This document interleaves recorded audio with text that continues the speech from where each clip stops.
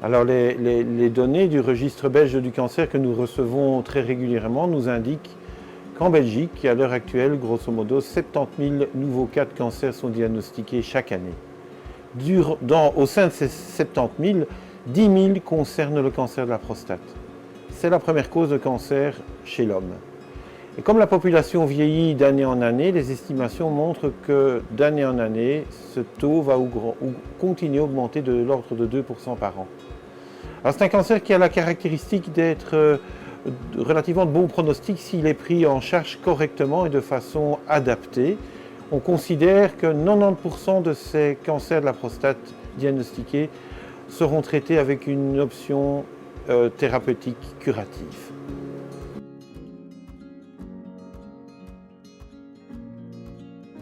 Alors les alternatives de traitement sont de plus en plus nombreuses, de plus en plus efficaces et performantes, et de moins en moins embêtantes parce qu'elles génèrent de moins en moins d'effets collatéraux. Donc tout ça au service d'une qualité de vie pour les patients et d'une efficacité optimale. On distingue des traitements locaux régionaux et des traitements plus systémiques. Les traitements locaux régionaux vont s'attaquer à la tumeur prostatique lorsqu'elle est bien localisée. Et on parle alors de chirurgie, avec de la chirurgie de plus en plus pointue, comme la chirurgie robotique.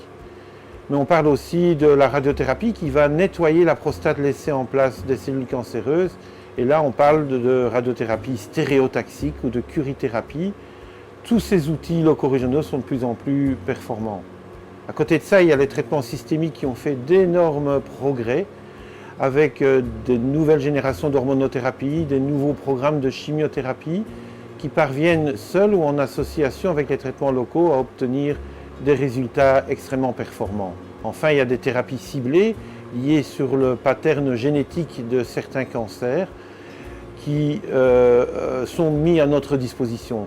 Alors tous ces traitements sont efficaces pour certains cas, pour certains types, pour certaines situations, d'où l'importance d'avoir des structures au sein des gros groupes comme le nôtre qui vont aborder ces différentes possibilités thérapeutiques et choisir pour le patient la meilleure d'entre elles. Enfin, différentes options de traitement sont en cours d'évaluation au niveau belge, européen et mondial, et notre centre, en tant que centre important, y participe afin de valider ces propositions de traitement pour l'avenir de nos patients.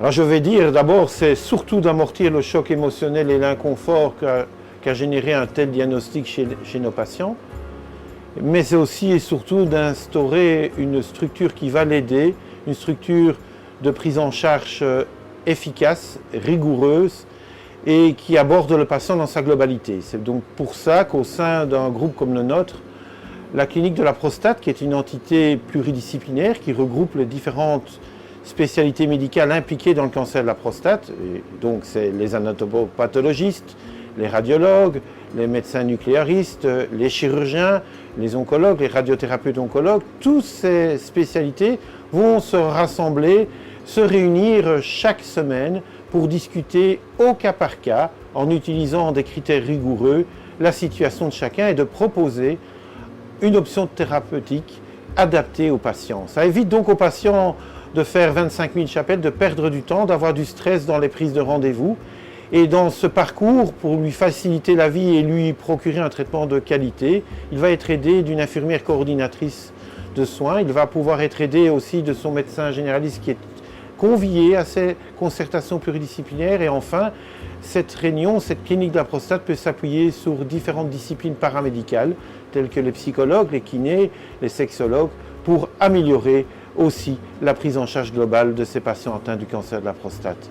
Enfin, et de façon plus récente, ces entités pluridisciplinaires peuvent proposer aux patients une structure de dépistage génétique visant à cerner la petite entité de cancer de la prostate qui sont liées à cette anomalie génétique.